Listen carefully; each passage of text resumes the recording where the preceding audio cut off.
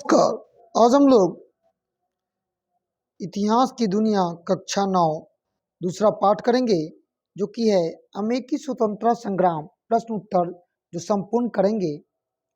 पहला प्रश्न है, अमेरिका की राजधानी कहाँ थी? तो वाशिंगटन। कहाँ थी? वाशिंगटन। दूसरा प्रश्न है, अमेरिका की क्रांति के प्रश्न उत्तर में पहला है, कौन सेंस की रचना किसने की थी? टॉम्स पेन ने की थी। किसने की थी? टॉम्स पेन ने। आगे है, स्टॉप एक्ट किस वर्ष पारित हुआ था? तो यह 1765 में पारित हुआ था।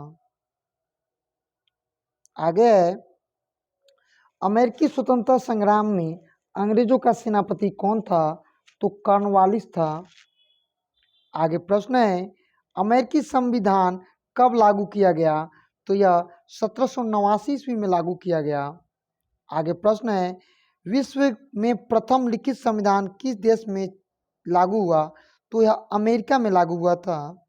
आगे प्रश्न है, किस संधि के द्वारा अमेरिकी स्वतंत्रता संग्राम को मान्यता मिली? तो उसको हम पेरिस की संधि के नाम से जानते हैं, जो कि अमेरिका के स्वतंत्रता संग्राम में यह बात आई थी। आगे प्रश्न है, अमेरिकी स्वतंत्रता में अमेरिका का सेनापति कौन था? तो वाशिंगटन था। आगे प्रश्न है, अमेरिका के प्रथम राष्ट्रपति कौन थे? तो जॉर्ज वाशिंगटन। आगे प्रश्न है, सप्तवर्षीय युद्ध किस दो देशों के बीच लड़ा था? तो यह ब्रिटेन और फ्रांस के बीच लड़ा था। रिक्त स्थानों की पूर्ति करेंगे। पहला प्रश्न है, लेसेज फेयर का सिद्धांत डैश ने दिया था? तो किसने दिया था?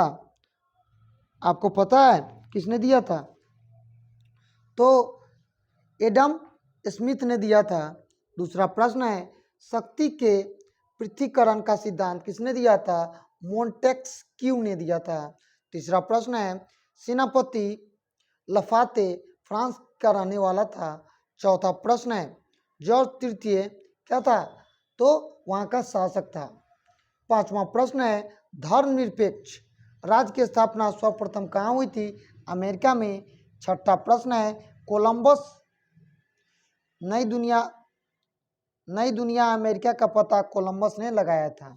सातवां प्रश्न है, अमेरिका में अंग्रेजों के कितने उपनिवेश थे? तो 13 उपनिवेश थे।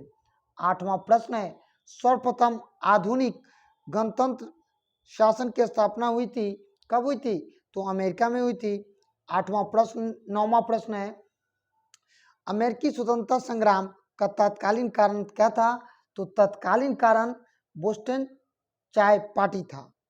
और 10वां प्रश्न और रिक्त स्थानों के अंतिम प्रश्न, राइट ऑफ मैन की रचना किसने की थी? तो टॉल्स जेम्स फोर्ट ने की थी। सही गलतों में पहला प्रश्न है, जॉर्ज वाशिंगटन अमेरिका के प्रधानमंत्री थे, ये गलत बात है। दूसरा है, अमेरिका यूरोप महादेश में स्थित है, ये भी गलत बात है। तीसरा प्रश्न है, अमेरिका स्वतंत्रता संग्राम के दौरान स्वाधीनता के पुत्र और पुत्री नामक संगठन का निर्माण हुआ था, यह बात पूर्णतः सही है। और चौथा प्रश्न है, अमेरिका की खोज कोलंबस ने नहीं किया था, ये गलत है। पांचवा प्रश्न है, अमेरिकी स्वतंत्रता संग्राम में फ्रांस ने इंग्लैंड का साथ दिया था, ये भी गलत है।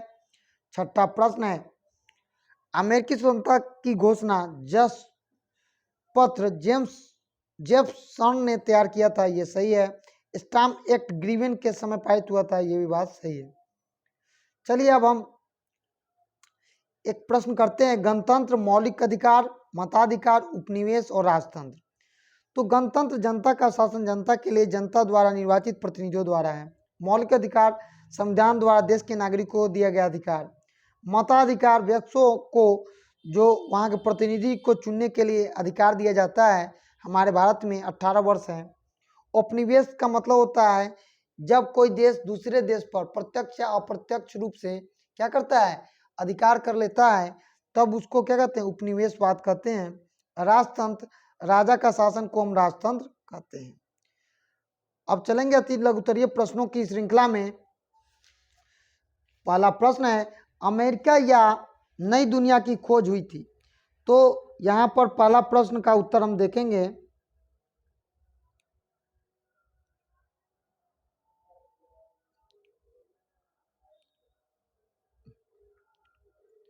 ठीक है, तो यहाँ पर हम देखेंगे पहला प्रश्न का उत्तर। तो कह रहा है, अमेरिका या नई दुनिया की खोज स्पेन के महत्वपूर्ण उपलब्धि है। इसे यूरोप और अमेरिका के बीच समुद्री यात्राओं को बढ़ावा मिला था। दूसरा प्रश्न है, नई दुनिया की खोज इंग्लैंड के लिए वरदान साबित हुआ?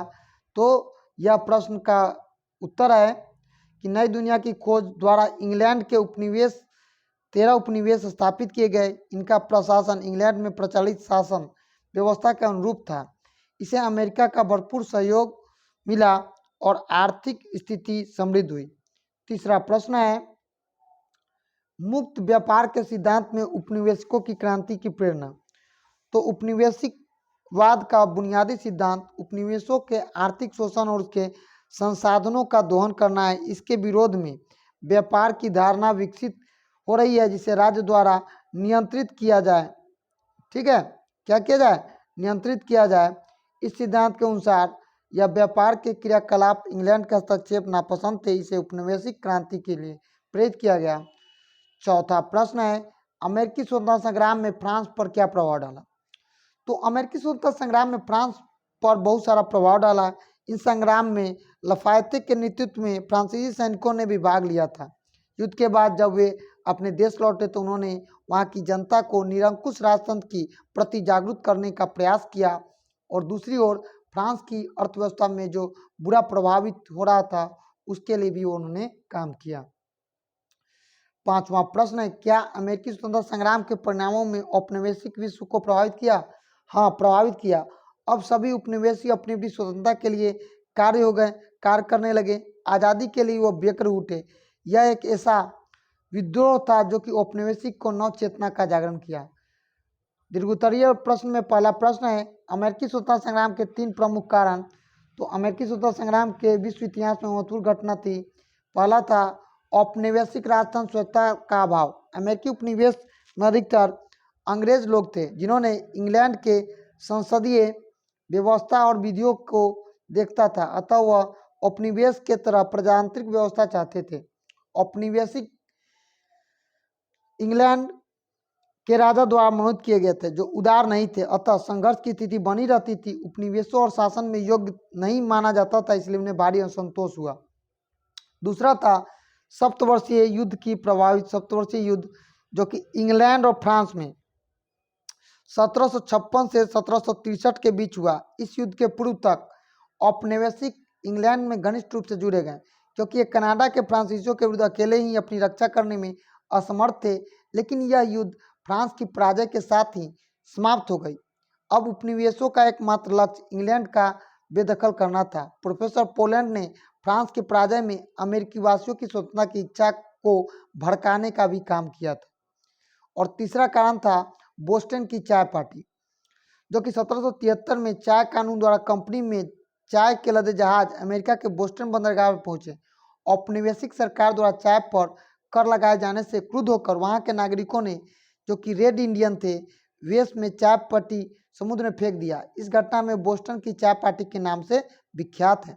ब्रिटिश सरकार ने बंदरगाह पर व्यापारिक प्रतिबंध लगा दिया, कहा कि नहीं, यहाँ से कोई भी व्यापार नहीं होगा। इस तरह अमेरिका उपनिवेश के विरुद्ध की आग धकेल दिया। दूसरा प्रश्न है, लोकतांत्रिक स्तर पर अमेरिकी स्वतंत्रता में विश्व को कैसा प्रभावित किया? अमेरिकी स्वतंत्रता का प्रभाव 13 उपनिवेशों पर पड़ा, बल्कि विश्व का पर प्रभावित हुआ। लोकतंत्र स्तर पर प्रभावित हुआ। एक नए राष्ट्र के लिए 13 उपनिवेशों के आसपास मिलकर संयुक्त राज्य अमेरिका की स्वतंत्रता विश्व के मानचित्र पर एक नए राज्य का उदय। नए राष्ट्रों ने 1787 में अपने उस गणतंत्र के लिए अपनाया। अमेरिका में पहली बार लिखित संविधान लागू किया गया और धर्मनिरपेक्ष राज्यों के लिए यह पहली बार था। प्रथम राजतंत्र के लिए अमेरिका विश्व के प्राचीनतम राजतंत्र व्यवस्था के लिए अपनाकर सेंट जॉनसन विरिक को राष्ट्रपति बनाया। इस प्रकार लोकतांत्रिक विश्व में प्रभावित होकर उपनिवेश राजतंत्र का अपनी किया गया। तीसरा प्रश्न है, अमेरिकी स्वतंत्रता संग्राम के परिणाम में आलोचनात्मक परीक्षण। अमेरिकी स्वतंत्रता संग्राम विश्व के इतिहास में महत्वपूर्ण घटना है। पहली बार 13 उपनिवेशों सहित संयुक्त राष्ट्र ने अमेरिका का निर्माण, वहाँ के राष्ट्र के गणतंत्र किया और इस बार संविधान के धर्मनिरपेक्षता की ओर क्या किया, बढ़ाया और अमेरिकी स्वतंत्रता संग्राम से प्रेरित होकर देशों में इन क्रांति को क्या किया, बढ़ा दिया। अमेरिकी स्वतंत्रता संग्राम में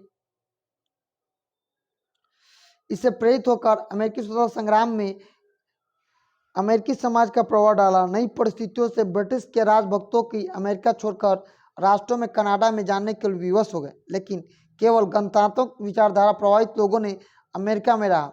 युद्ध की प्रमुखता में भाग लेने के कारण स्त्रियों का समाज सम्मान बढ़ा, इसलिए वे नागरिक को आर्थिक अधिकारों की सुरक्षा की व्यवस्था की।